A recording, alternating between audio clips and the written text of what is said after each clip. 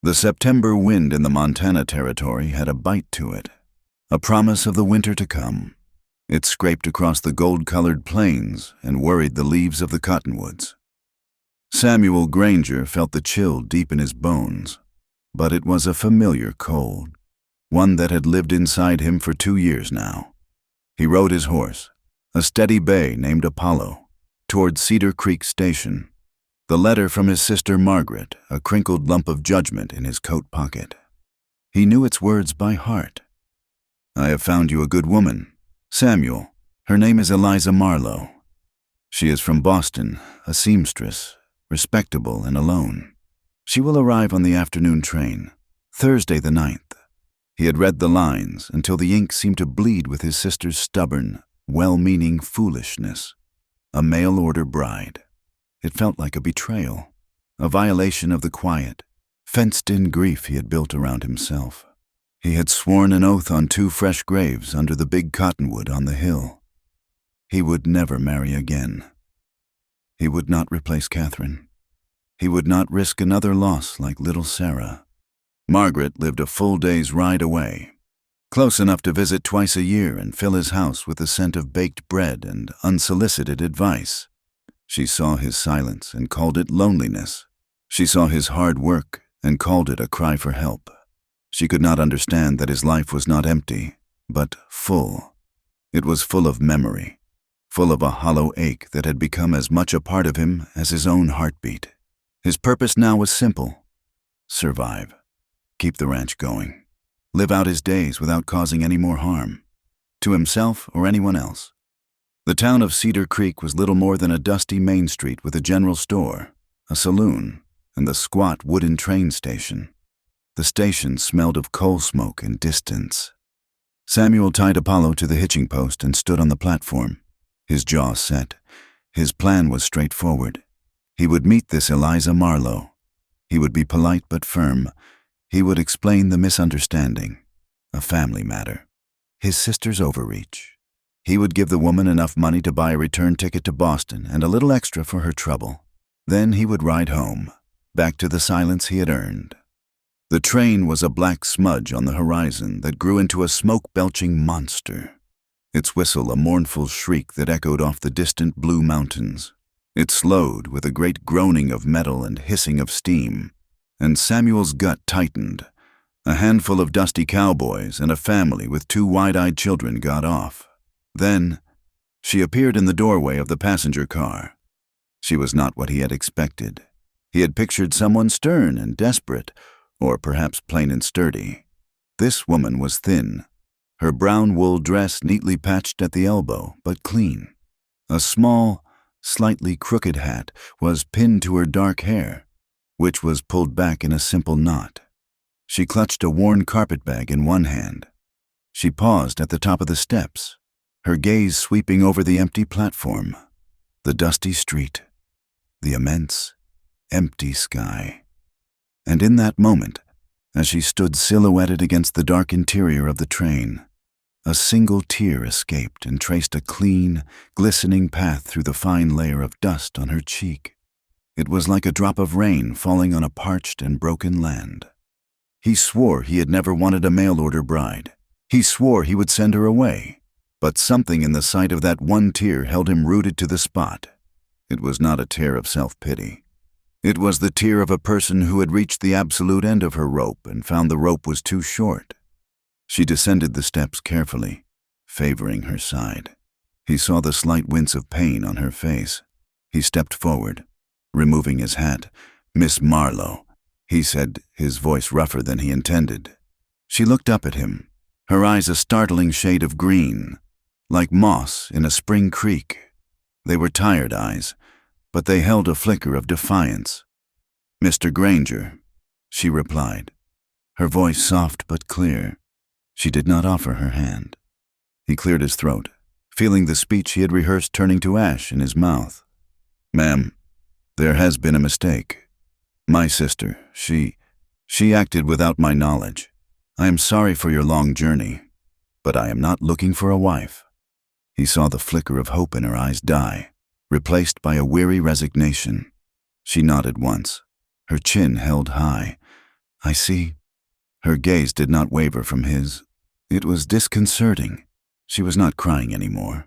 She was simply looking at him, waiting. He reached into his pocket and pulled out a small leather pouch. I've brought enough for your ticket back east, and some extra for your meals. He held it out to her. It was the decent thing to do, the final, clean transaction that would let him return to his life. She did not take it. Thank you, Mr. Granger, but I cannot accept your charity. His hand remained suspended in the air between them. It is not charity, ma'am. It is a payment for a service not rendered, for your time. Her lips thinned into a tight line. My time, it seems, is not worth much. What about your sister's payment to the agency? That is between my sister and me. This is for you. She finally looked away from him, her gaze falling to the worn toes of her boots. I have 17 cents to my name.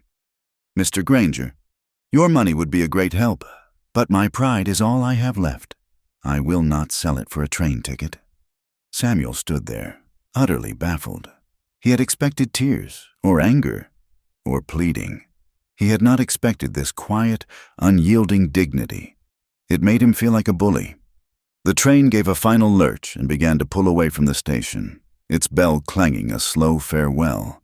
The platform was suddenly very quiet, very empty. Just the two of them and the rising wind. He lowered his hand, slipping the pouch back into his pocket. As you wish.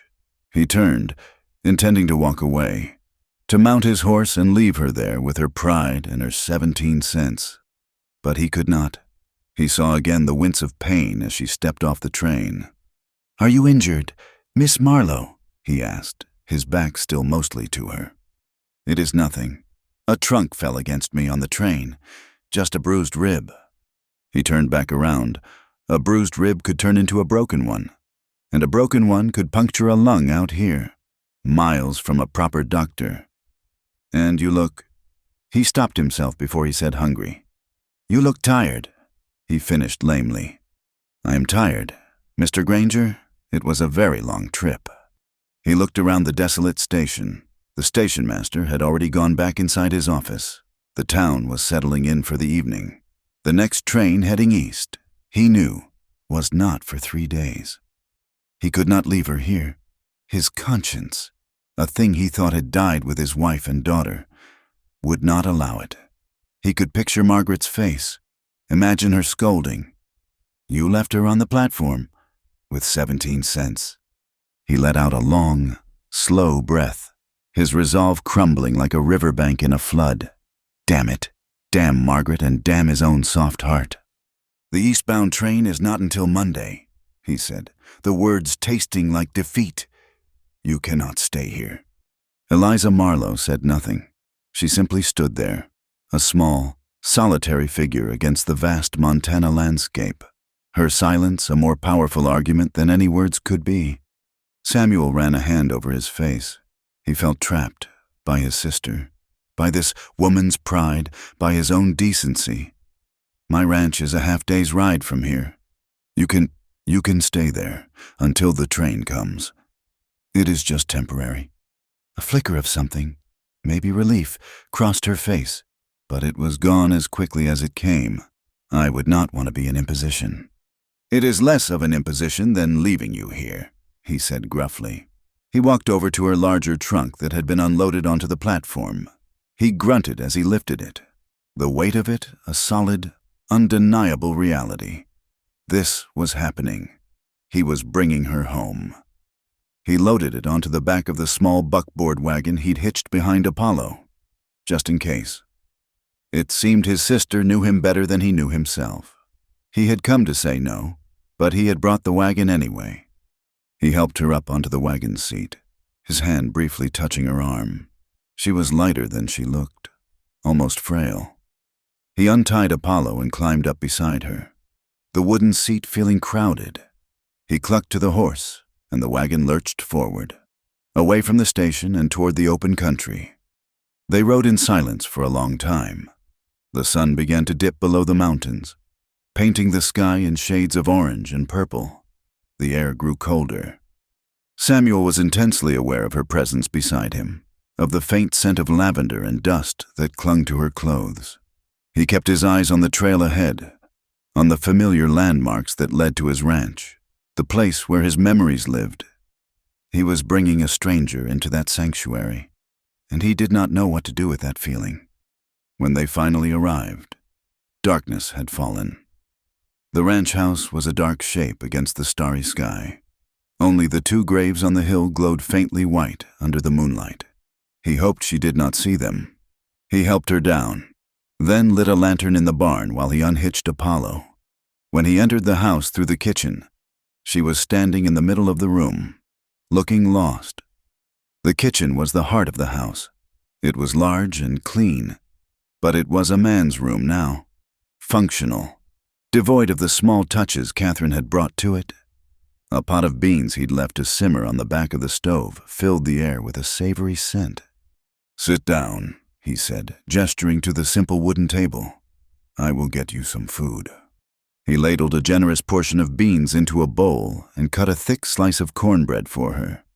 He placed it on the table before her, along with a glass of water. He served himself and sat opposite her. The only sound was the ticking of the mantel clock and the quiet scrape of their spoons against the ceramic bowls. She ate slowly at first, then with the quiet urgency of true hunger. He watched her, this woman from Boston with her patched dress and her stubborn pride. He had intended to send her away, and now she was sitting at his wife's table, eating his food. "His sister did not tell me much about you," he said, breaking the silence. "There is not much to tell. My parents are gone. The sewing work in Boston, it is not enough anymore. There are too many girls. Not enough work." She looked down at her bowl. "Your sister's advertisement spoke of a new life, a chance." He nodded, understanding. He knew about chances, and about how quickly they could be taken away. "My wife, Catherine, she died 2 years ago. In childbirth, the baby, a girl. She died with her." He had not spoken those words aloud to a stranger before. He did not know why he said them now. Perhaps it was the quiet of the kitchen or the weariness in her eyes. He saw her hand tighten around her spoon. "I am sorry," she whispered. "My older brother was lost at Gettysburg," she said after a moment, her voice barely audible. "My mother, she never recovered from it. She faded away a year later." And so they sat in the quiet kitchen, 2 strangers bound by a meddling sister and the geography of the West. They did not say much more, but they did not need to. They spoke the common language of loss, a dialect of shared silences and understood sorrows. Samuel looked at Eliza Marlowe, the mail-order bride he was going to send home, and saw not an intruder, but a fellow survivor. The next 3 days suddenly felt very long and very complicated. Samuel woke before dawn, as he always did, to a house that was completely silent. For 2 years, that silence had been his constant companion, a heavy blanket he pulled around himself. But this morning, it was different. It was an expectant silence, the kind that holds its breath. He dressed quietly in the cold air of his upstairs bedroom and went downstairs. A low light was already glowing in the kitchen. Eliza was there, fully dressed, standing by the cold stove. She was just looking around the room, her hands clasped in front of her. A stranger in a strange land. She had not yet claimed a single inch of the space. "Good morning," he said, and she jumped, startled. "Mr. Granger, I am sorry, I could not sleep." He nodded, pouring coffee grounds into the percolator. "The mornings are quiet here." He did not know what else to say. He was a man who spoke in actions, in mended fences and healthy cattle, words, especially the kind needed for a situation like this, rusted on his tongue. The sun rose, casting long shadows across the kitchen floor. As the light grew stronger, it illuminated the room's flaws. The windows were grimy, filmed with a layer of dust that muted the morning sun. The shelves held a neat but Spartan collection of tins and jars. The room was clean, but it had no life. It was a place for sustenance, not gathering. After a simple breakfast of coffee and leftover cornbread, Samuel prepared to head out, his foreman, Jake Morrison, and a young hand, Tom Bradley, would be arriving soon for the day's orders. He found Eliza holding a rag, looking at the kitchen window. "I could clean this, if you would permit it," she said, not looking at him. "It feels wrong to be idle." He hesitated for only a second. "The house is yours to use as you see fit, for the next 2 days." The unspoken addendum hung in the air between them. He saw her shoulders stiffen slightly. Then she gave a small nod and turned to the water pump. He left her there, the sound of the pump's handle creaking behind him. Jake Morrison was a man carved from the same tough, unyielding landscape as the mountains. He had worked for Samuel's father, and his loyalty was to the ranch, first and foremost. He was short, wiry, with a face like a dried apple. Tom Bradley was his opposite, young and tall and still growing into his own frame, with a shy smile and a tendency to blush.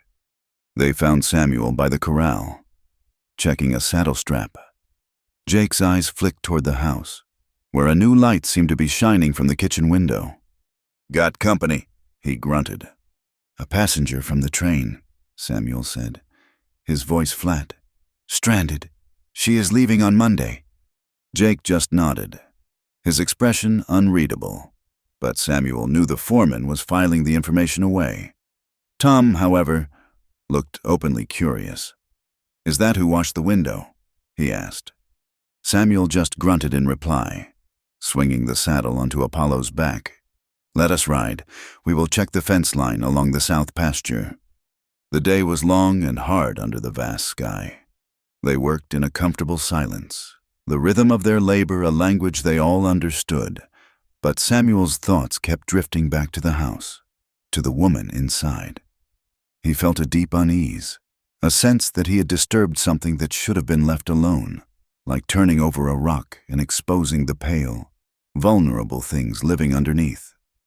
He was betraying a memory, letting a new presence into a space that belonged to Catherine. When they returned at dusk, tired and covered in dust, the smell of roasting meat and baking bread met them at the door. Eliza stood at the stove, her face flushed from the heat. A clean, faded apron was tied around her waist. Samuel stopped dead in the doorway. It was Catherine's apron. He recognized the small, embroidered bluebirds on the pocket. He had not seen it in 2 years. He felt a cold knot form in his stomach. He wanted to tell her to take it off. He wanted to shout that she had no right, but the words would not come. Jake and Tom shuffled in behind him, their hats in their hands, their eyes wide. "Dinner is almost ready," Eliza said, her voice soft. "I hope you do not mind. I found a small roast in the larder." Jake Morrison, who rarely spoke more than 3 words at a time, just stared for a moment. "Smells good, ma'am," he finally managed to say. Tom just blushed and nodded enthusiastically. During dinner, the 2 ranch hands were uncharacteristically quiet, stealing glances at Eliza. She served the food with a quiet efficiency, her movements still careful because of her sore side. The meal was the best Samuel had eaten in 2 years. The roast was tender, the potatoes were browned perfectly, and the bread was light and warm. The house felt different. It felt full. The silence was no longer heavy and oppressive. It was a comfortable quiet, punctuated by the clink of forks and appreciative murmurs from Tom. After the hands had left for the bunkhouse, Samuel found the tin of liniment he used for sore muscles on the horses. "Your side," he said, placing it on the table. "You should tend to it." "I am fine," she insisted. "Let me see." His tone brooked no argument. Hesitantly, she turned and lifted the edge of her blouse just enough to reveal the dark, ugly bruise blooming across her ribs. It was worse than he had thought. He took a clean rag and gently applied the strong-smelling ointment. His fingers were rough and calloused against her soft skin. It was a clinical, necessary touch, but it felt charged with a strange intimacy. Neither of them spoke. In the warm glow of the oil lamp, the dust motes danced in the air. each one a tiny, illuminated secret. The next day, she found Catherine's sewing basket tucked away on a high shelf in the pantry. She brought it down, her touch reverent. "May I?" she asked. "Some of your clothes are in need of mending." Samuel just nodded, his throat tight. He watched as she sorted through the spools of thread and packets of needles, her hands moving with the practiced grace of a skilled seamstress.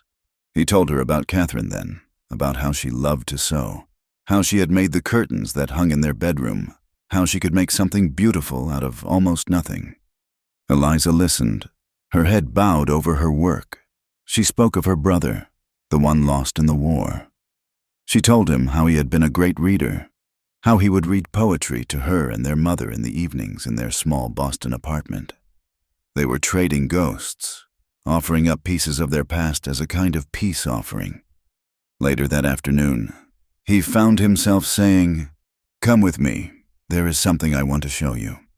He led her out of the house and up the gentle slope of the hill behind it. They stopped under the shade of the great, lone cottonwood tree whose leaves were turning a brilliant gold. Two simple wooden crosses stood in the tall grass. Catherine Granger, beloved wife, and next to it, a smaller one, Sarah Granger, our daughter. "This is why," he said, the words feeling inadequate.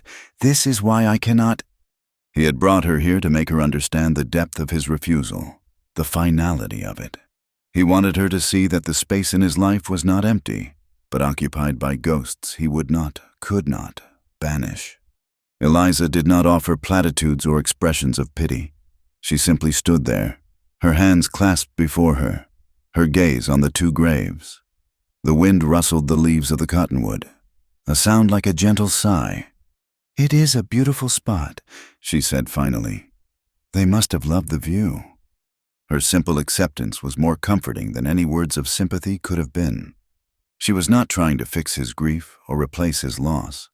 She was simply acknowledging it, respecting it. They stood there for a long time as the sky began to darken. A change was coming. The wind picked up, carrying the smell of rain, and the clouds on the western horizon were the color of a fresh bruise. "We should head back," he said, but it was already too late. The storm rolled in with a sudden, violent fury, the sky opening up and unleashing a torrent of cold, driving rain. They were too far from the main house to make it. "The line check," he yelled over the wind, pointing to a small, dark shape a few hundred yards away. It was a tiny, one-room cabin, hardly bigger than a closet, used by the cowboys for shelter when they were riding the far fences. They stumbled inside, soaked and shivering, slamming the door against the raging storm. The space was cramped and smelled of old leather and damp earth. A single small window looked out on the gray, weeping world. The sound of the rain drumming on the tin roof was deafening. He found a few pieces of dry kindling and managed to start a small fire in the tiny pot-bellied stove. A pile of old wool blankets was stored in a wooden crate. He shook one out, the scent of wood smoke and horse rising from it, and draped it over her shoulders. He took another for himself. They huddled near the stove, the small space forcing them close together. Their shoulders were almost touching. He could feel the warmth radiating from her, could see the firelight flickering in her green eyes.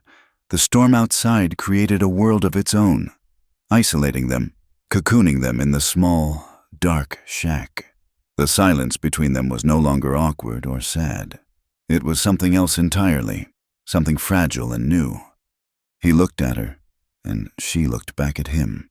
In that moment, the ghosts receded. There was no Catherine, no lost brother. There was only a man and a woman, taking shelter from a storm. He saw the question in her eyes, the same one that was hammering in his own chest. He leaned in, his hand coming up to touch her cheek. And then he stopped. The face of his wife, smiling, flashed in his mind. The memory was so clear, so painful. It was like a physical blow. He pulled his hand back as if he had been burned. "I cannot," he whispered, the words lost in the sound of the rain. He saw the understanding and the hurt in her eyes before she looked away, pulling the rough blanket tighter around herself. The moment was broken. The distance between them was once again a vast, uncrossable canyon. They waited out the rest of the storm in silence. When the rain finally stopped and a pale, watery sun broke through the clouds, they walked back to the ranch house without a word. The air felt heavy, charged with everything that had not been said, everything that could not be. That evening, the final evening of her temporary stay, he placed the leather pouch of money on the kitchen table between them once more. "The train comes at noon tomorrow. Eliza." She looked at the pouch, then at him.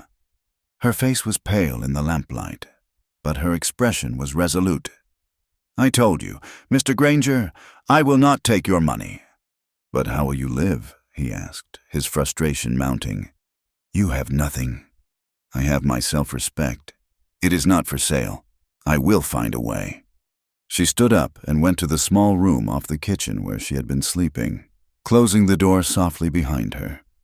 Samuel was left alone at the table, the pouch of money sitting there like an accusation.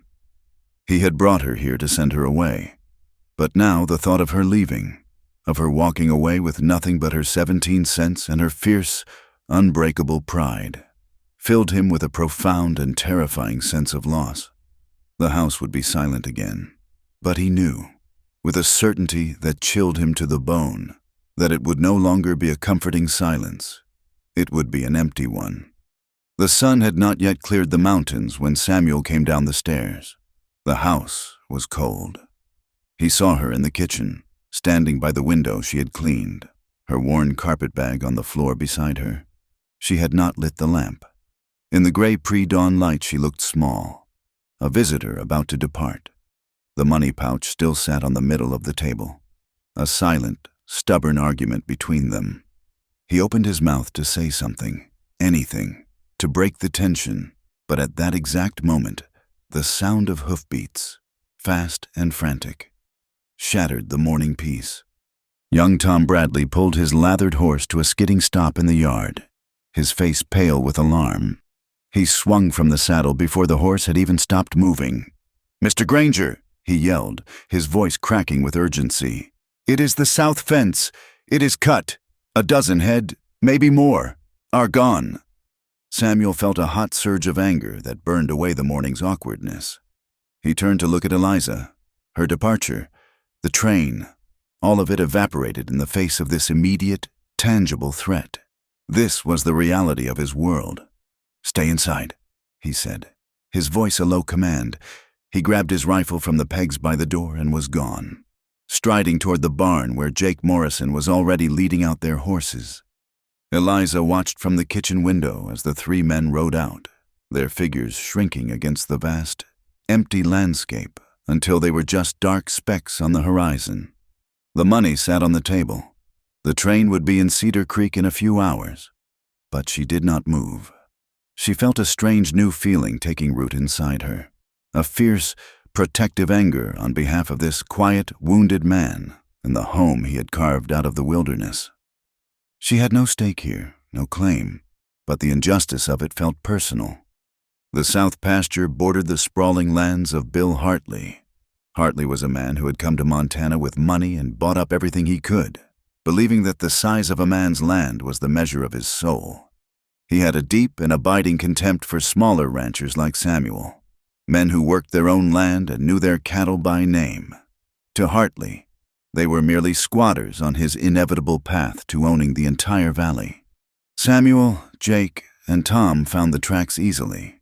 The fence was cut clean, the work of wire cutters, not a simple break. The hoof prints of 12 missing cattle were overlaid with the tracks of 3 shod horses.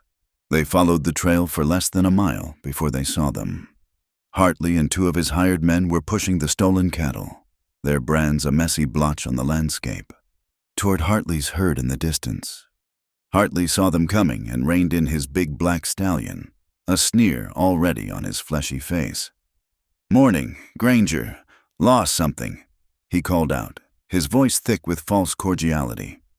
"Those are my cattle, Hartley," Samuel said, his voice dangerously level. He kept his horse a good 20 yards away, his hand resting on the stock of his rifle. "Your cattle," Hartley laughed. "A booming—" Unpleasant sound. Funny. They look like my cattle. They must have wandered through that broken fence of yours. You should take better care of your property.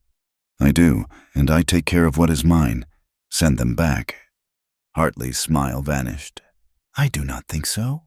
Finders keepers. Granger. That is the first law of Montana. Now get off my land before you get hurt. This is my land, Samuel said, his knuckles white where he gripped the rifle. A tense silence fell.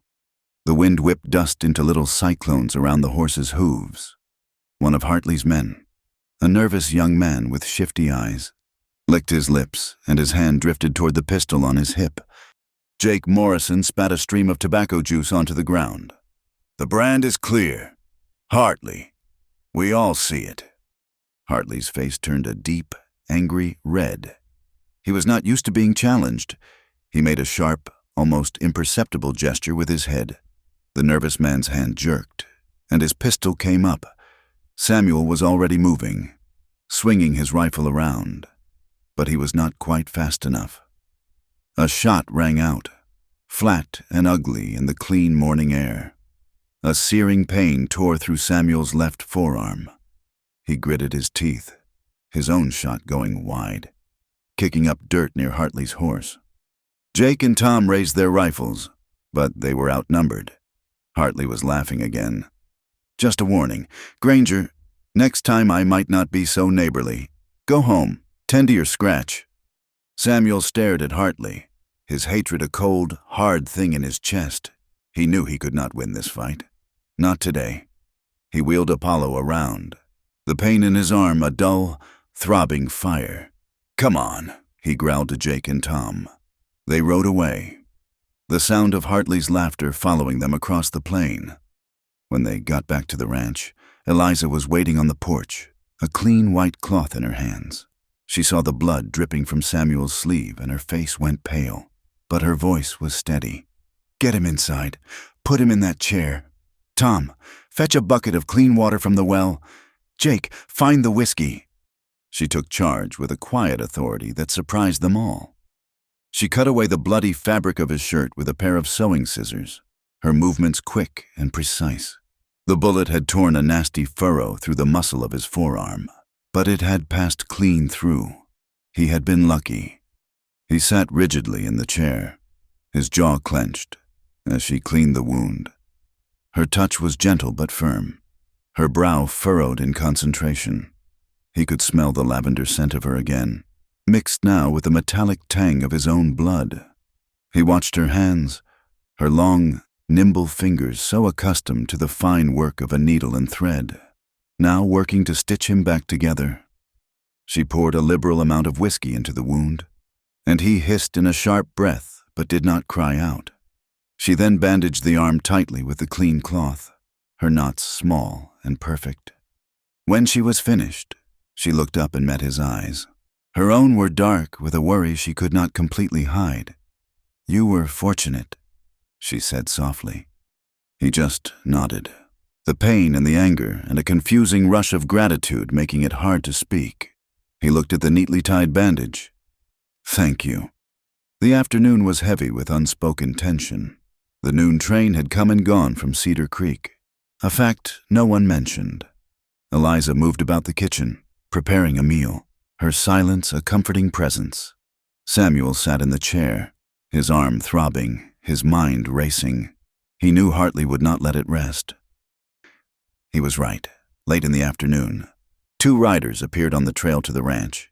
Bill Hartley and, beside him, wearing a tarnished silver star on his vest, Sheriff Collins. The sheriff was a thin, balding man with a perpetually worried expression. A man who preferred a quiet life and tried to stay on the right side of whoever held the most power. Samuel got to his feet, his good hand resting on the butt of his pistol. Jake and Tom came out of the bunkhouse and stood behind him, their faces grim. Eliza watched from the kitchen doorway. Granger, the sheriff called out, his voice strained. Mr. Hartley here has lodged a complaint, says you trespassed on his land and discharged a firearm at him. That is a lie, Samuel said, his voice a low growl. He stole my cattle and his man shot me. Now, Samuel, the sheriff said placatingly. "Let us all just calm down. We do not have any witnesses other than your men and his. It is your word against his. Mr. Hartley is a respected member of this community." "Respected," Jake muttered under his breath. "He owns half the town, is what he is." Hartley smiled his smug smile. "Sheriff, I am a reasonable man. I am willing to forget the whole incident if Mr. Granger apologizes for his mistake and agrees to respect my property lines." The insult was plain. He wanted Samuel to bend the knee, to admit defeat in front of his own men. Samuel's hand tightened on his pistol. He would see Hartley in a warmer climate before he apologized. The situation was escalating, the air crackling with the promise of more violence. It was then that Eliza stepped out onto the porch. She moved without haste, her worn dress seeming out of place in this tableau of armed and angry men. In her hands, she held a large, leather-bound book. "Sheriff Collins," she said, her voice clear and carrying in the still air. Her tone was respectful, but firm. All eyes turned to her. "Ma'am," the sheriff said, looking flustered. "This is ranch business." "Of course," she said with a small, polite nod. "But it seems to be a business of numbers. And that is something I understand." She held up the book. "This is Mr. Granger's herd tally book. He keeps meticulous records. He counts his stock weekly. I have reviewed the entry from 2 days ago myself. We know that as of that morning, he was not missing any animals. We also know that this morning, 12 steers, all bearing his brand, a lazy SG, are gone from the south pasture. The fence was cut with wire snips. Those are the facts as we have them." Hartley scoffed. "What is this nonsense? A woman with a book." Eliza ignored him, her steady gaze fixed on the sheriff. "Sheriff, a theft has occurred. We have evidence of the crime in the form of a cut fence and tracks leading directly from Mr. Granger's land to Mr. Hartley's herd. Mr. Granger was wounded while attempting to retrieve his stolen property. I am sure you will want to open an official investigation. We would be happy to provide you with a full deposition, as well as this ledger as evidence." She had not raised her voice. She had not made a single threat, but her calm, logical recitation of the facts changed the entire dynamic of the confrontation. She had taken it out of the realm of a frontier feud and placed it squarely in the world of law and order, a world of paperwork and procedure that men like Hartley despised and men like Sheriff Collins were sworn, however reluctantly, to uphold. The sheriff shifted uncomfortably in his saddle. He looked from Eliza's calm, intelligent face to Hartley's furious one. He had been hoping for a quick, informal resolution. This was becoming complicated. "Well," he stammered. "An investigation. Yes, of course. I will have to look into the matter. I will send my deputy out tomorrow to inspect the fence." He turned his horse. "Mr. Hartley, I think we should return to town." Hartley's face was a mask of fury. He glared at Eliza, his eyes promising retribution.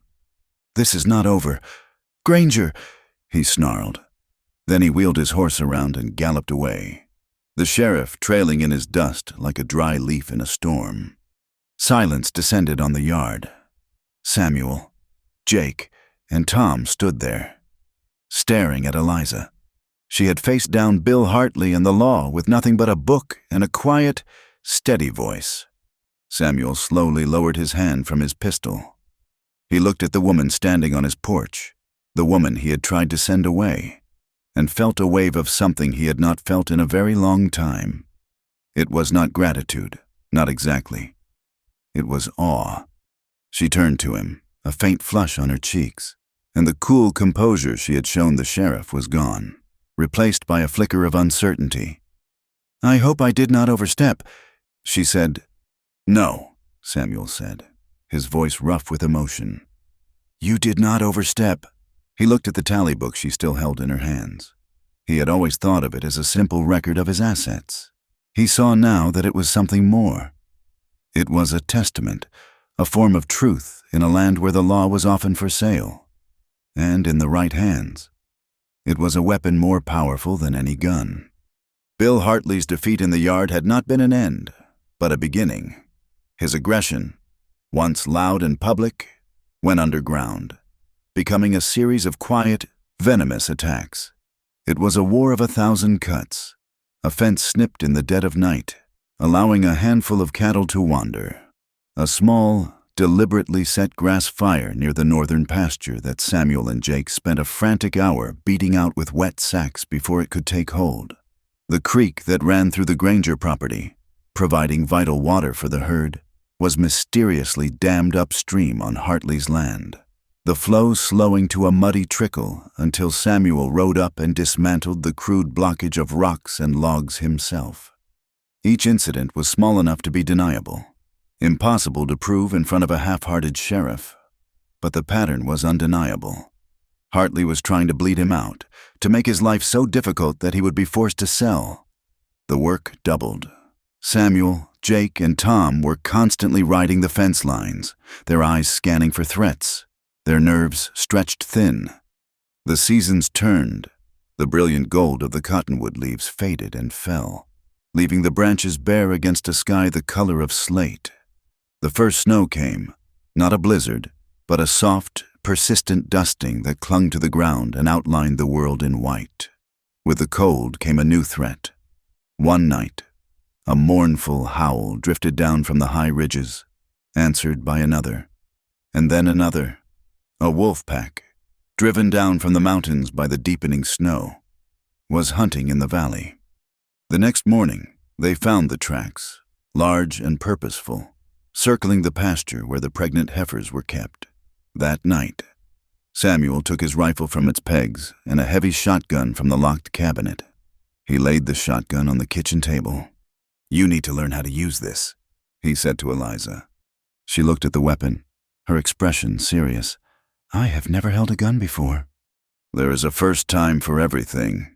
He took her outside into the cold, crisp air of the backyard. The shotgun was heavy in her arms, the cold of the metal seeping through her wool shawl. He stood behind her, his body close to hers as he showed her how to hold it, how to brace the stock against her shoulder. His voice was low and steady in her ear, explaining the mechanism, the kick, the proper way to sight down the barrel. His bandaged arm was still stiff, but he moved with a practiced economy. When she finally pulled the trigger, the sound was a deafening roar that echoed off the hills. The force of it slammed into her shoulder, staggering her back against him.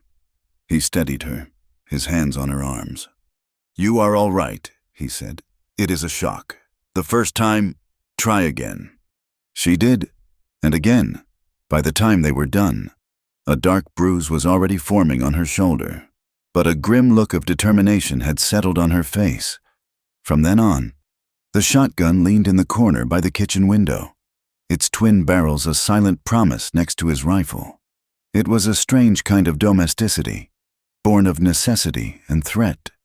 The sight of the two guns became as normal as the coffee pot on the stove. A week later, a buggy appeared on the road, a familiar sight that made Samuel's gut clench. It was his sister, Margaret. She descended from the buggy like a small, determined storm, her bonnet tied firmly under her chin, her eyes taking in everything. She saw the shotgun by the window, the weariness in Samuel's face, and the woman in her late brother's wife's apron who was now a quiet, constant presence in his house. Margaret waited until after supper, when Tom and Jake had gone. She sat at the kitchen table, her hands folded, and fixed Samuel with a stare that could peel paint. She had always been the engine of the family, the one who made things happen. "Samuel," she said, her voice leaving no room for evasion, "what are your intentions?" His jaw tightened. "Margaret, this is not the time." "This is exactly the time. A woman is living in your house. A good woman. From what I can see, the whole town is talking. She has been here for weeks. You cannot continue this way. It is not decent. Are you going to marry her? Or are you going to send her away for good?" He looked at Eliza, who had frozen by the stove, her face pale. This was the conversation he had been avoiding, the question that lay like a stone in his own heart. Marrying Eliza would mean breaking the vow he had made to Catherine. It would mean letting someone new into that sealed-off part of his soul. But sending her away? The thought of the house returning to its empty silence was now unbearable. He could not answer. "Margaret, please," Eliza said, her voice a low plea. Margaret's gaze softened as she looked at Eliza, but her resolve did not waver. "This is not about you, my dear. It is about him. He has been hiding in his grief for 2 years. It is time he decided whether he is going to live or just keep breathing." She stood up. "I will be staying the night. I expect an answer by morning." The next day, Tom Bradley rode in from town, his young face a mask of fear. "Mr. Granger," he said, his horse dancing nervously, "there is trouble. A group of men, 5 of them. They rode in from Cheyenne yesterday. They are staying at Murphy's saloon. They are not cowboys. They are gunmen. Everyone says Hartley hired them." Samuel felt a cold dread settle over him. This was the escalation he had been fearing. Hartley was done with sabotage. He was moving to outright war. He looked at Margaret, at Eliza. The danger was no longer just to his cattle or his land. It was to them. He spent the rest of the day in a grim, silent fury. He checked his rifle, his pistol, cleaned and oiled them until they shone. He gave Jake and Tom their orders. They would stand watch in shifts. No one would ride alone. He was preparing for a siege. Eliza watched him, her heart aching. She saw the path he was on, a path that led to a violent confrontation in the dusty street of Cedar Creek, a confrontation he might not win. That evening, as he prepared to take the first watch, she stood in front of him, blocking his way to the door. "Do not go," she said. "I have to." "No. Fighting them is what Hartley wants. It is what they are paid for. There is another way." "What other way?" he asked, his voice rough with frustration. "Talk to them." "Yes." He stared at her as if she had lost her mind. "They are killers, Eliza, not debaters." "They are men for hire," she corrected him gently. "That means they are businessmen. Let me go to town. Let me talk to them." "Absolutely not," he said, his voice a harsh bark. The idea of her walking into that saloon, into that den of wolves, sent a spike of pure terror through him. "Samuel," Margaret said, stepping forward. She had been listening from the corner. "Maybe you should hear what she has to say." He looked from his sister's resolute face to Eliza's pleading one. He was trapped. To refuse was to admit he had no other plan than violence. Reluctantly, he listened. Her plan was audacious, bordering on insane, but as she laid it out, he could find no flaw in its strange, cold logic. She rode to town alone in the buckboard. Just as the sun was setting, Samuel, Jake, and Tom watched her go, the 3 of them standing in the yard like helpless statues. Samuel had never felt so powerless in his life. He had given her his pistol, a small, concealable weapon, but it felt like giving a child a pebble to fight a bear. Murphy's saloon was a haze of smoke and the sour smell of stale beer and whiskey. The room went quiet when Eliza pushed through the swinging doors. A woman, a lady, did not enter a place like this. She ignored the stares of the cowboys and miners. Her eyes found the 5 men sitting at a corner table. They were just as Tom had described. They wore their guns tied low, and their eyes were cold and watchful. Their leader was a tall man with a long scar down one cheek. She walked directly to their table. The tall man looked her up and down, a slow, insolent smile spreading across his face. "Lost, little lady?" he asked. She met his gaze without flinching. "Are you the gentleman contracted by Mr. William Hartley?" she asked, her voice calm and clear. The man's smile faded. "Who is asking?" "My name is Eliza Marlowe. I represent the interests of the Granger Ranch." She placed her hands on the back of an empty chair. "I have a business proposition for you." The man chuckled, a dry, humorless sound. "We already have a job. Yes, you have been hired to intimidate and possibly harm Mr. Samuel Granger. A simple frontier dispute, but the situation has changed. I have taken the liberty of sending a detailed account of Mr. Hartley's recent activities, including the theft of livestock and the assault on Mr. Granger, to the United States Marshal for the Montana Territory. The man's eyes narrowed. Furthermore, she continued, her voice never wavering, I have family in Boston. One of my cousins is a clerk for a federal judge. I have also written to him, explaining that a local landowner is attempting to use hired force to influence the outcome of a legal matter that is now, as of my letter, under territorial jurisdiction. She paused, letting her words sink in. You see, this is no longer a simple ranch war. It has the potential to become a federal matter. The Army has a habit of getting involved in such things, and men like Mr. Hartley, when faced with federal marshals, tend to forget who their friends are. He will deny he ever met you. Your contract will be void. You will no longer be seen as contractors. You will be seen as outlaws, wanted by a power far greater than the local sheriff. The scarred man stared at her, his expression unreadable. And what is your proposition? He finally asked.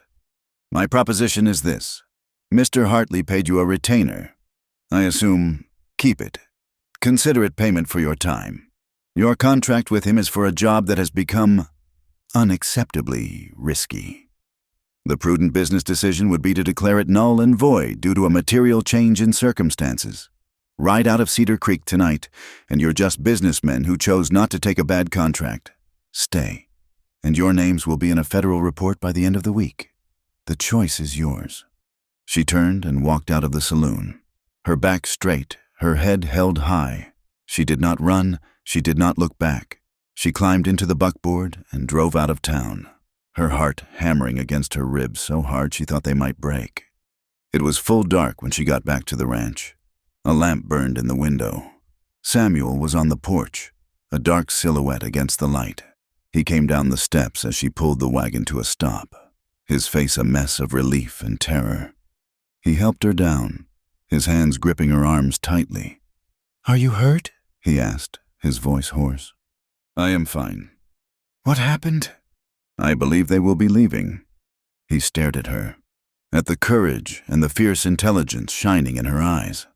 He saw the woman who had faced him down at the train station, the woman who had stood up to Hartley in his own yard, the woman who had just walked into a saloon full of killers and made them back down. All the fear he had felt for her, all the admiration, all the feelings he had been pushing down and denying for weeks, erupted in a single unstoppable wave. He pulled her to him, and his mouth came down on hers. It was not a gentle kiss. It was rough and desperate. A kiss of profound relief and stunning discovery. It was the kiss of a man who had been drowning and had just been pulled to shore. For a moment, she was stiff with surprise. Then she melted against him, her arms going around his neck, kissing him back with a matching fervor. The world seemed to fall away. There were no ghosts, no grief, no danger. There was only the warmth of her in his arms, the reality of her, solid and alive. But then, just as quickly as it had come, the moment shattered. He pulled back, a look of horror on his face. The ghost of Catherine was standing beside him, her eyes full of sorrow. The guilt was a physical thing, a blade in his gut. I am sorry, he whispered, his voice choked. I should not have. He stepped back, putting a chasm between them once more, his face a mask of conflict and pain. He turned and walked away into the darkness, leaving Eliza standing alone on the cold ground, the taste of his kiss still on her lips, her heart soaring and breaking all at the same time. The days that followed the kiss were colder than the wind that howled down from the mountains. Winter settled over the ranch, burying the land in a thick blanket of white. It was a silence that mirrored the one that had fallen inside the house. Samuel moved like a man in a trance, his face a grim mask of his inner turmoil. He worked from dawn until dusk, pushing himself to the point of exhaustion, as if physical labor could somehow quiet the war in his soul. He avoided Eliza's eyes. He did not speak to her unless it was necessary, and when he did, his voice was flat and distant. He had crossed a line, and in doing so, had betrayed the memory that was the bedrock of his existence. The kiss had not been a mistake. It had been a revelation. It had revealed a depth of feeling for Eliza that terrified him. It felt like a betrayal of Catherine, a desecration of the sacred ground of his grief. And so he retreated, pulling the walls of his old life back around him, shutting Eliza out completely. Eliza watched him, and her own fragile hope withered and died in the face of his cold retreat. She understood. She was the replacement, the intruder. She had been a fool to think she could ever be anything more. She could not live like this, a ghost in another woman's house, a constant reminder of a man's guilt. Her pride, the one thing she had held on to so fiercely, demanded that she leave. Margaret, who had stayed on, watched the silent, painful dance between them with a growing sense of frustration. She saw the misery on her brother's face and the quiet resignation on Eliza's. One morning, she found Eliza in the pantry, carefully packing her few belongings back into her worn carpet bag. "You are leaving," Margaret stated. It was not a question. "Yes, the eastbound train runs on Thursdays now. It will be here in 2 days." Margaret sighed, a sound of deep disappointment. "He is a fool," she said softly. "A stubborn, heartbroken fool." "He is a man who loved his wife," Eliza corrected her gently.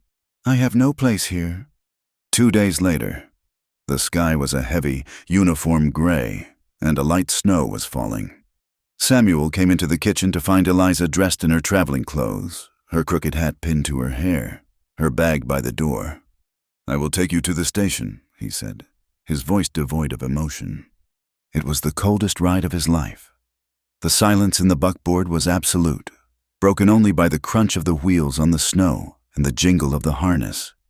He kept his eyes fixed on the trail ahead, on the familiar snow-covered landscape that now felt alien and hostile.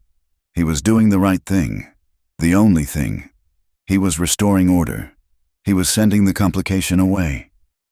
He was returning to his silence, to his memories, to his vow. Every mile closer to town felt like a nail being driven into his own coffin. The Cedar Creek station looked exactly as it had the day she arrived, only now it was draped in white. The train was already there, a black iron beast hissing steam into the frigid air. A few passengers were boarding. The scene was a ghostly echo of their first meeting. He helped her down from the wagon and carried her bag to the platform. He stood before her, the snow collecting on the shoulders of his coat. The words of farewell lodged like ice in his throat. This was it, the final, clean break. She looked up at him, her green eyes clear and steady. There was no blame in them, only a deep, abiding sadness that mirrored his own. "Thank you, Samuel, for your kindness. I wish you peace." She turned to walk toward the train steps. He watched her go, a small, solitary figure in a patched brown dress against the immense white landscape. He watched her, and the carefully constructed walls around his heart crumbled into dust. He saw her not as she was now, but as she had been on that first day, standing in the doorway of the train, with a single tear tracing a path through the dust on her cheek, a drop of rain on a parched and broken land. He had sworn an oath to the dead, but what about the living? What about this woman who had faced down his enemies, who had tended his wounds, who had filled his house with warmth and his life with a terrifying, brilliant light? Sending her away was not an act of loyalty. It was an act of fear. He was a coward, hiding behind his grief. "Eliza," he said, his voice a ragged whisper. She stopped, her hand on the railing of the train car, and looked back at him. He walked toward her, his boots crunching in the snow, his heart hammering against his ribs. He stopped a few feet away, the steam from the train swirling around them like ghosts. "If you get on that train," he said, his voice shaking with the effort of the words. "I understand. I will not stop you. But if you stay, I will try. I will try to be the man you deserve." She stared at him, her eyes searching his, looking for the truth of his words. The train whistle blew a long, mournful blast, a final call. The conductor shouted, "All aboard!" She took her hand off the railing. She walked back across the platform, back to him, and placed her small, gloved hand in his. The wedding was that afternoon. They did not go back to the ranch. Samuel drove them directly to the small wooden church at the end of Main Street.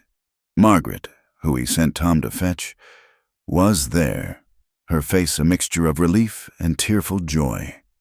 Jake and Tom stood in the back, their hats clutched in their hands, looking profoundly uncomfortable and deeply proud. Sheriff Collins, who had seen them ride into town, sat in a middle pew, a silent, supportive presence that spoke volumes about the changing tides of community opinion. Eliza stood beside Samuel in front of the altar, the golden light from the few candles flickering on her face. She wore her simple brown dress. He wore his work clothes. There were no flowers, no music, only the quiet words of the Reverend Miller and the soft sound of the snow falling outside. Samuel took her hand. It felt impossibly small and fragile in his own. He slid a simple gold band onto her finger, a ring he had bought from the general store an hour before. It was not Catherine's ring. It was hers, when the Reverend pronounced them man and wife. Samuel leaned down and kissed her gently, a kiss that was a promise, a prayer, a beginning. Their wedding night was as simple and unadorned as their wedding. The house was quiet. Margaret, after a fierce, loving hug for them both, had taken the buggy back to her own home, leaving them alone. Eliza cooked a simple supper, and they ate in the warm glow of the kitchen lamplight. The awkwardness between them was a palpable thing, a third presence at the table. Later, in the upstairs bedroom that had been his and Catherine's, he stood by the window, looking out at the snow-covered land. Eliza stood by the dresser, her hands twisting in front of her. The room was filled with Catherine's presence, in the curtains she had sewn, in the quilt on the bed. He turned from the window and walked to the small wooden chest at the foot of the bed. He opened it and took out a silver locket on a fine chain. He had given it to Catherine on their first anniversary. He opened it now. On one side was a tiny, faded photograph of Catherine, her face young and full of hope. The other side was empty. He walked to Eliza and held it out to her. "This was my wife's," he said, his voice thick with emotion. "She never went anywhere without it." He saw the flicker of pain in Eliza's eyes.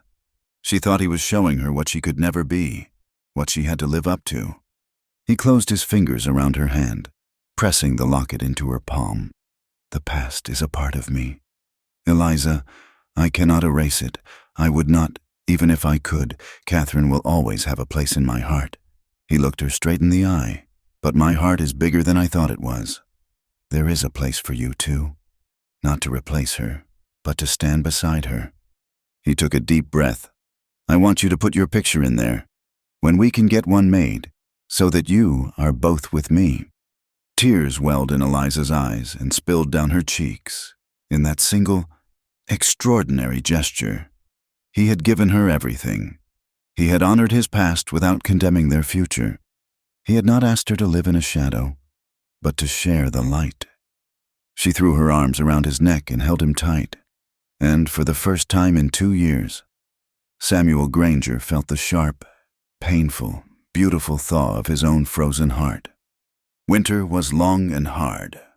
Blizzards swept across the plains, burying the fences and piling snow in massive drifts against the barn. The world shrank to the boundaries of the ranch, to the daily, brutal work of survival. They fell into a new rhythm, a partnership forged in the crucible of the cold.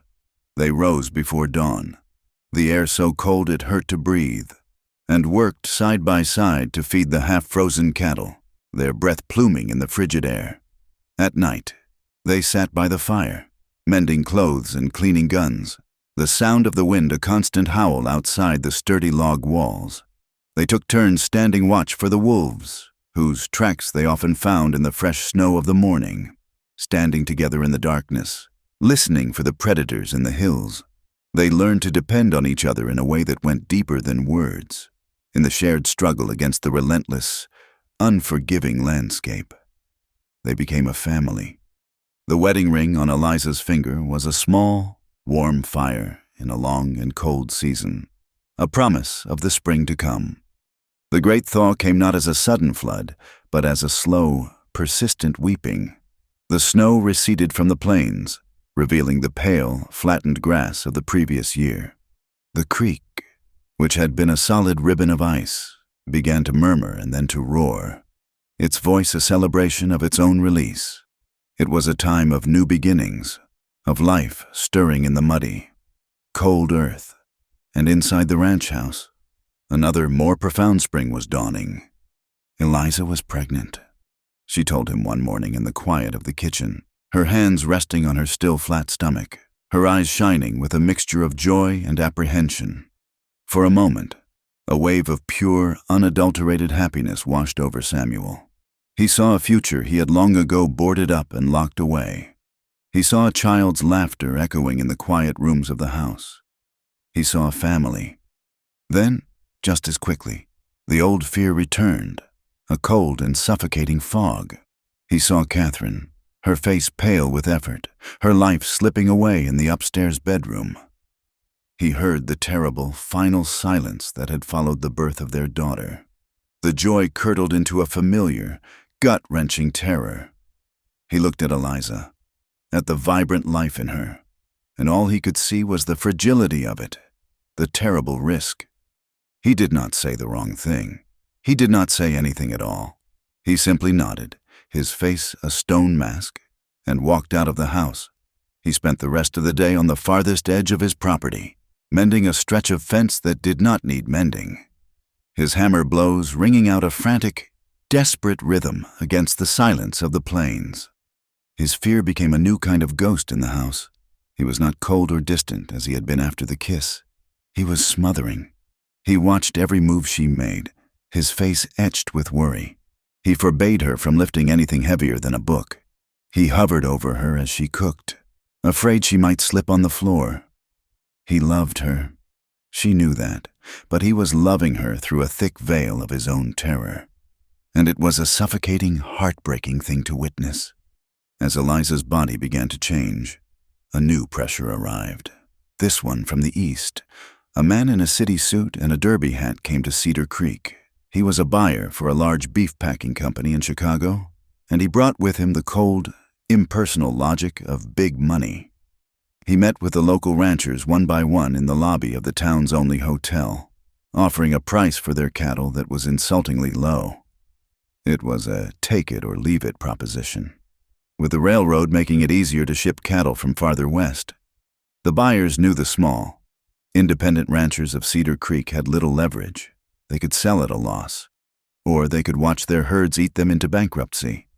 Samuel returned from his meeting with the buyer, his face grim. "We cannot survive on that price," he told Eliza, slumping into a chair at the kitchen table. "It will not even cover the cost of the winter feed." For days, a sense of despair settled over the valley. The ranchers spoke in low, angry tones in the general store and the saloon. They were proud, independent men, but they were being backed into a corner, and they did not know how to fight an enemy who came armed not with guns, but with contracts and ledgers. It was Eliza who saw the way out. She had been helping Samuel with the ranch's books, her neat, precise handwriting filling the pages of the tally book that had once saved them. She saw the numbers, the assets, the potential. One evening, she laid a fresh sheet of paper on the table in front of him. "What if you did not sell as one?" she asked. He looked at her, confused. "What are you talking about?" "All of you, the other ranchers. What if you formed an association, a guild? You would all agree to sell your cattle as a single, large herd. Your collective numbers would give you leverage. You could demand a fair price, not just accept what you are offered." He stared at her, the idea so simple, so radical. It took him a moment to grasp it. Jake would never agree, or old man Peterson. They are too stubborn. They would rather go broke on their own terms than cooperate. "And what about Hartley?" he added.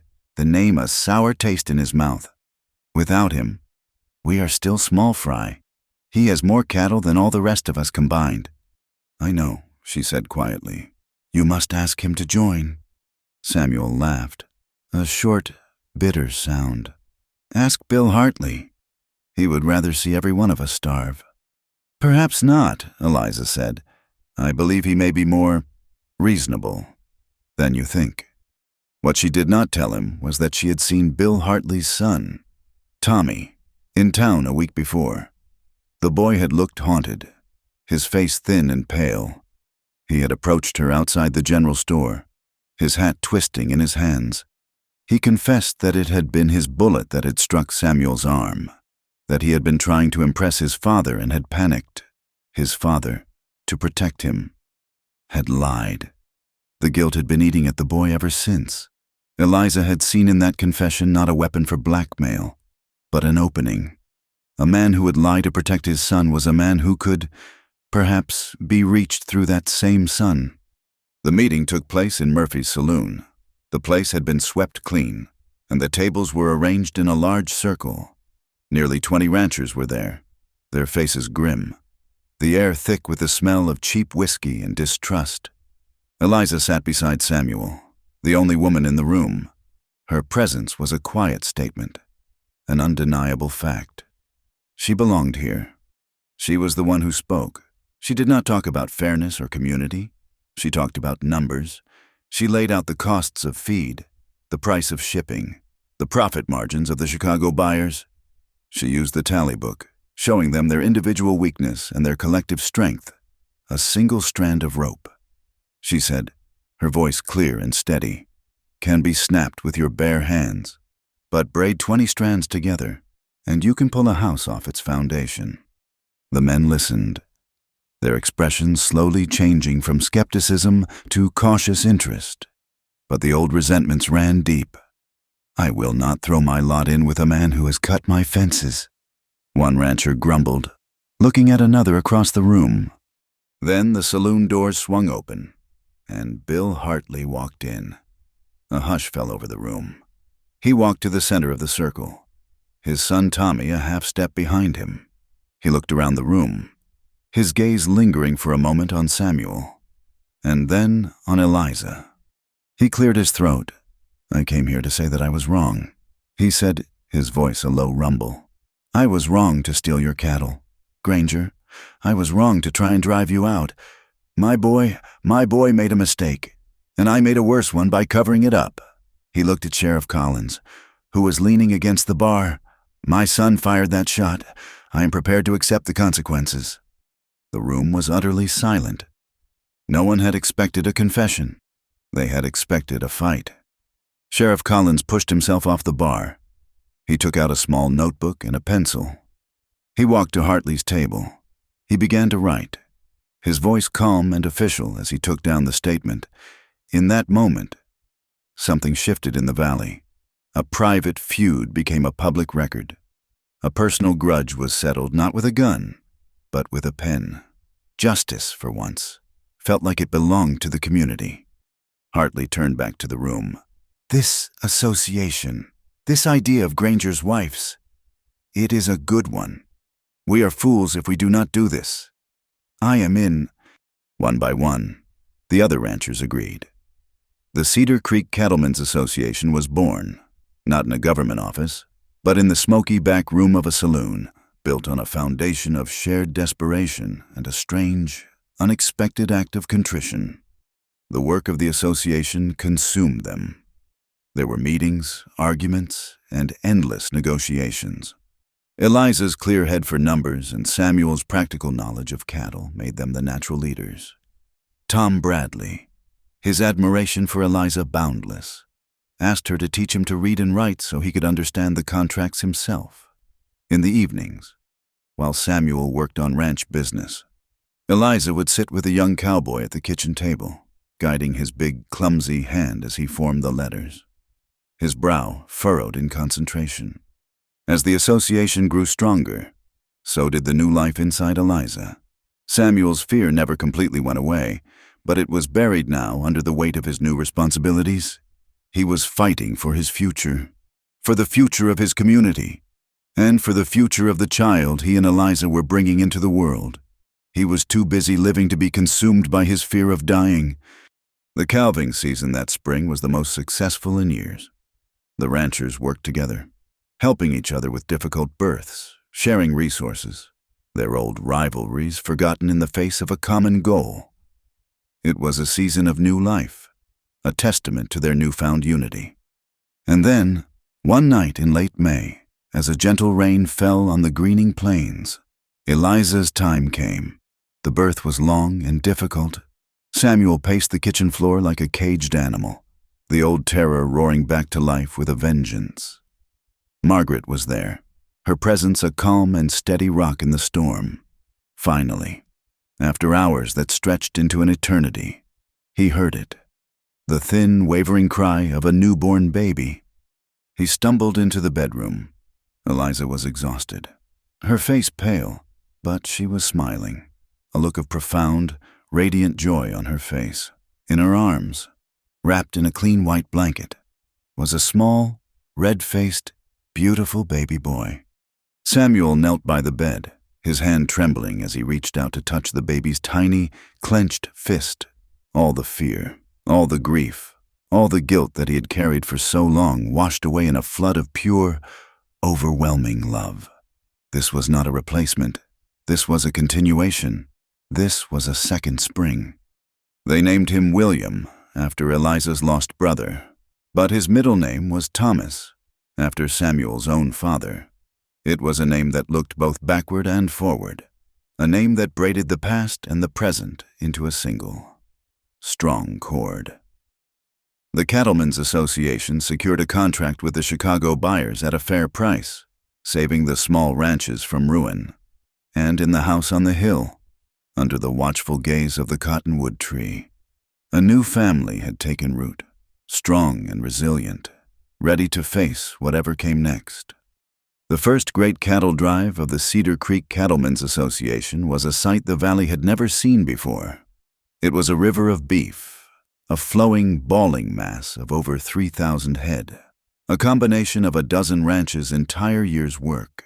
They were pushing them north to the railhead at Miles City, bypassing the Chicago buyers and taking their fate into their own hands. It was a gamble, a massive undertaking that would either secure their futures or break them completely. Samuel rode near the front, the dust a constant, gritty film on his teeth and in his lungs. The sun was relentless, the landscape a blur of sagebrush and rock. For days, the world shrank to the rhythm of the herd, the creak of leather, and the low calls of the cowboys. He rode alongside men he had once considered his rivals, and a strange camaraderie was forged in the shared hardship. He even found himself sharing a tin cup of coffee with Bill Hartley by the fire one night, the two of them talking about grazing rights and water sources, their old animosity burned away by the heat of a common purpose. Young Tom Bradley had become a man on this drive. He rode with a new confidence, his shoulders broader, his voice deeper. He was saving his pay, he'd told Samuel shyly one evening, to buy a small parcel of land. He had his eye on Jake Morrison's daughter, Jenny, a quiet, strong girl with her father's steady gaze. The future of the valley was riding with them. They were 8 days out, deep in a stretch of arid, broken country. When the night exploded, they had settled the herd in a wide basin, the men taking turns on watch. Samuel was asleep, his head on his saddle. When the first shot ripped through the quiet, he was on his feet in an instant, grabbing his rifle, his heart pounding. It was chaos. Gunshots flashed in the darkness from the ridges surrounding the basin.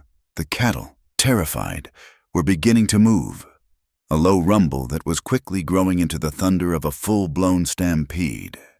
Men were yelling, horses screaming. It was not a random attack.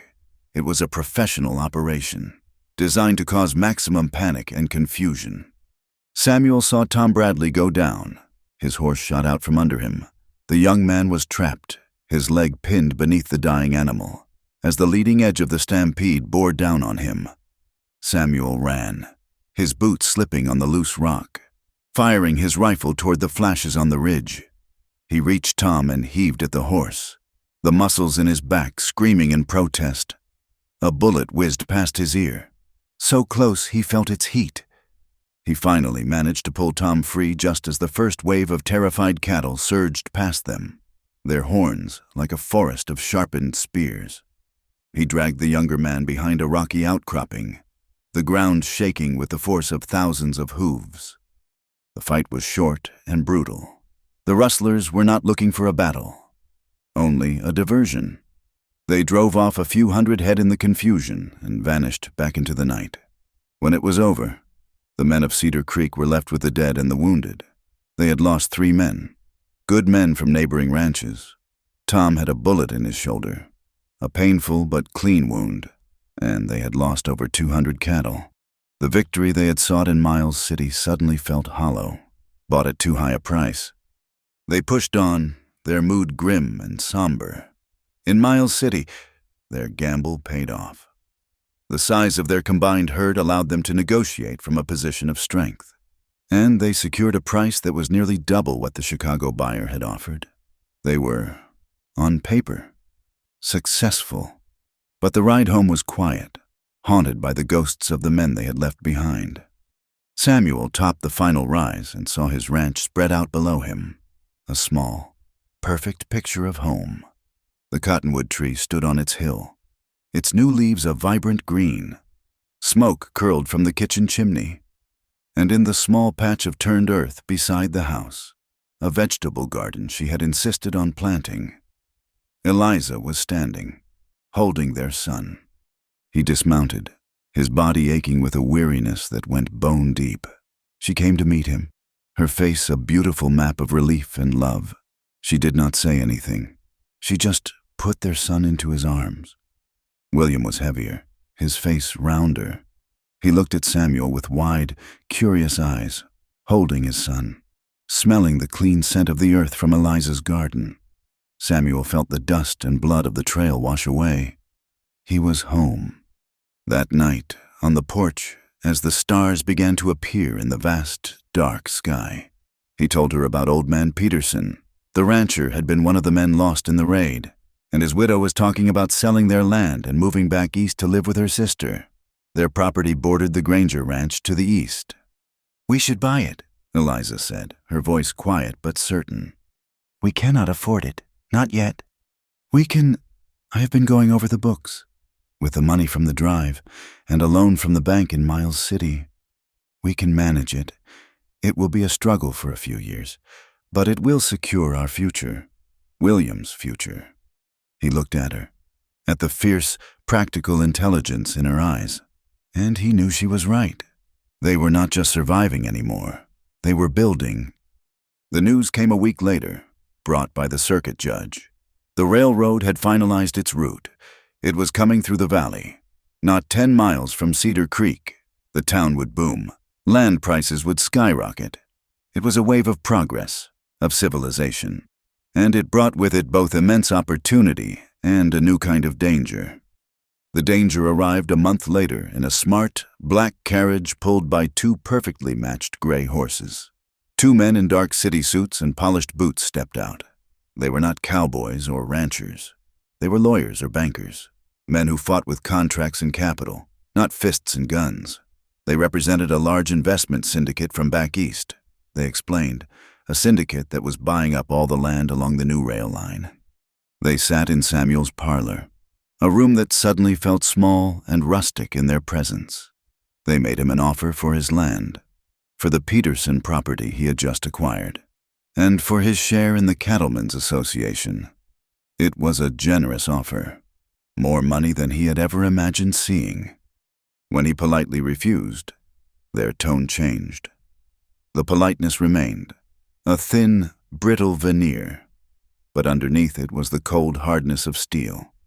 "Mr. Granger," the older of the 2 men said, leaning forward, "you seem to be a reasonable man.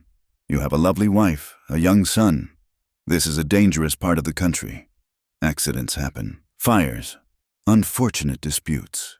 It would be a tragedy if anything were to happen to this beautiful home you have built." The threat was unmistakable, made all the more chilling for its quiet, Civilized delivery. This was not a fight that could be won with a rifle. After they left, Samuel was shaken, but Eliza was furious. Her fear was a cold, hard anger. That night, Samuel rode out to call an emergency meeting of the association.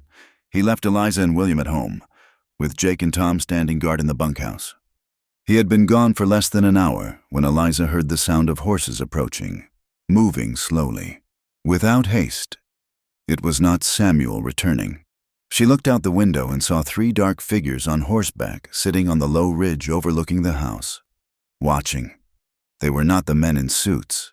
These were rougher men, the kind of men the suits hired to handle their dirty work. She did not panic. Her mind went cold and clear.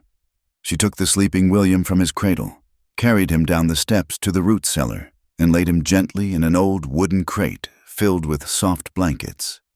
She barred the heavy cellar door from the outside.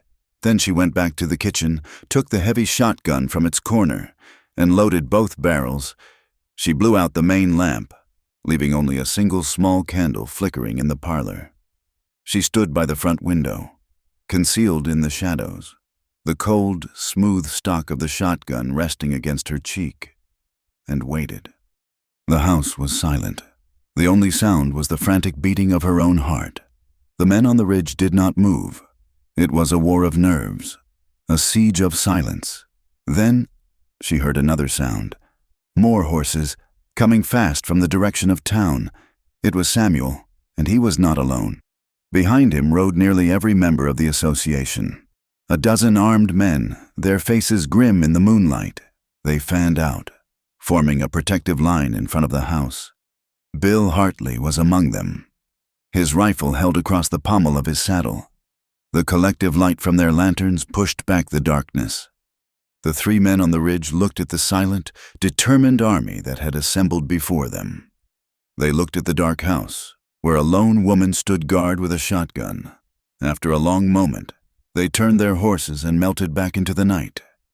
When Samuel burst into the house, he found her still at the window, the heavy gun in her hands. He took it from her, his own hands shaking. She collapsed against him, her body trembling now that the danger had passed. In the aftermath, a decision was made. The loose, informal agreement of the association was no longer enough. The next day, Samuel and Bill Hartley rode to Miles City. They met with a lawyer and with the combined capital of the Valley's ranches. They transformed the Cedar Creek Cattlemen's Association into a legally incorporated cooperative. They were no longer just a group of neighbors. They were a business, a legal entity with the power to buy, to sell, and to fight. They were a single, strong rope, braided together, ready to pull against the weight of the world that was coming for them. Home, they had all learned, was not just a piece of land.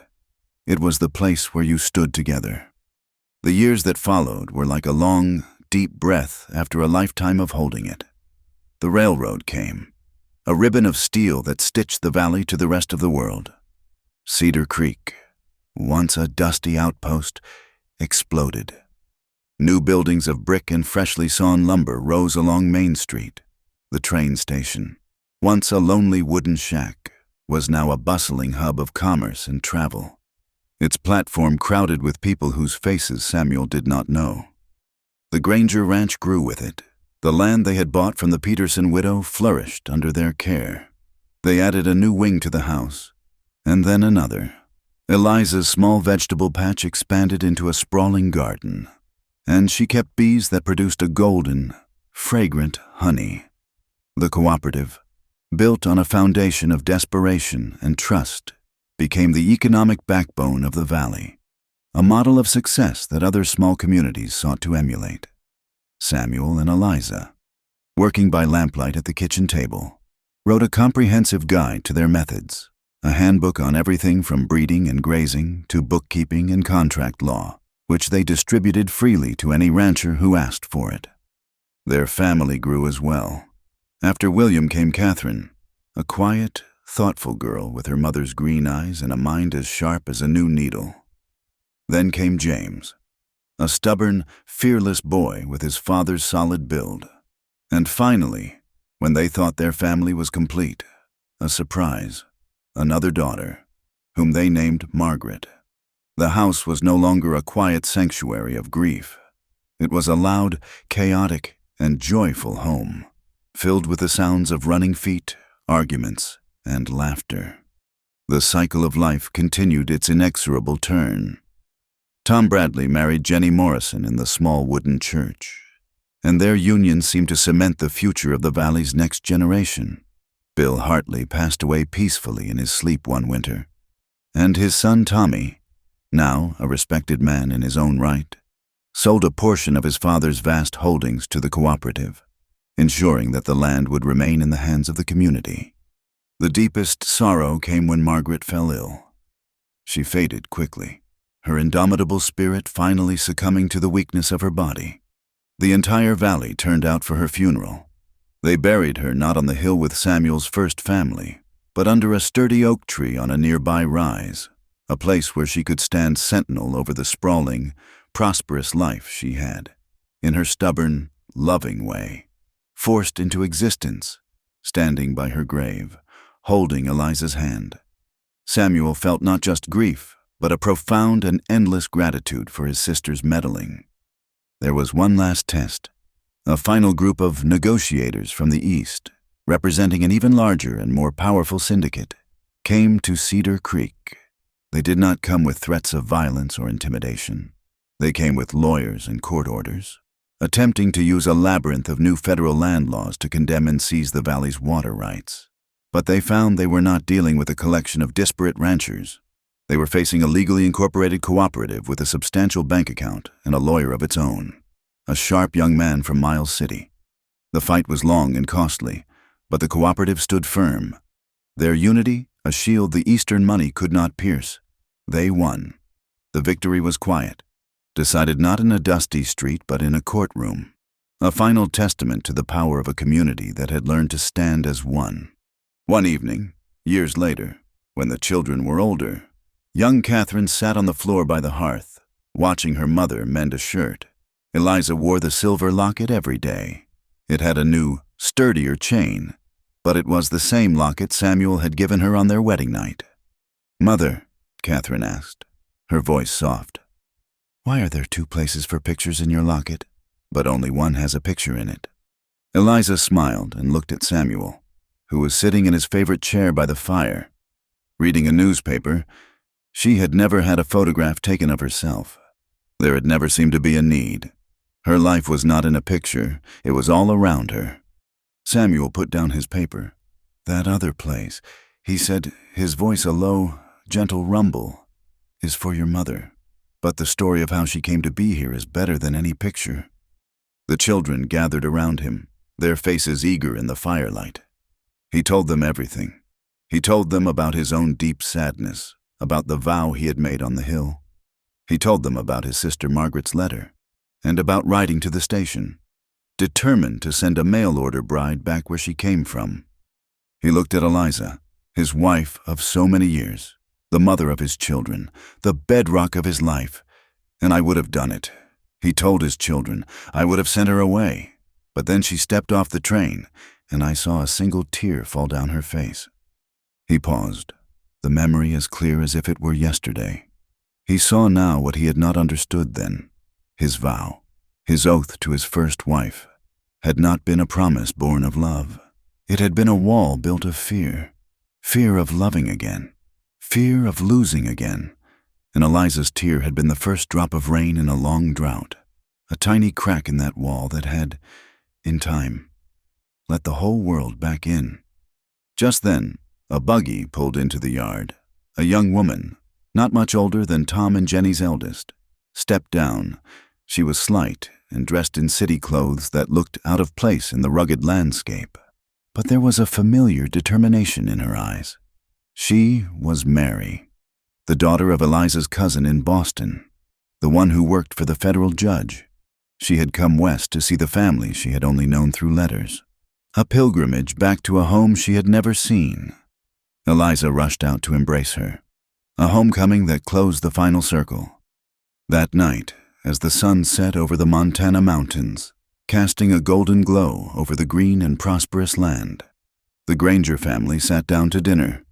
The table was longer now, crowded with children and grandchildren, and a new visitor from the east, the wind. The same wind that had once carried the scent of wood smoke and sorrow, now sang a gentle song through the tall grass. Samuel looked across the table at Eliza, at the woman who had arrived with 17 cents and a broken heart, and his own heart was so full of love, it felt as if it might burst. The harvest of a single act of kindness, he realized, could last longer than a single lifetime. Thank you for listening to our story tonight. We would love for you to comment with where you are listening from, so we can all connect. And please subscribe to our channel Wild West Night, like the video, and support us further by pressing the hype button so more people can hear these tales.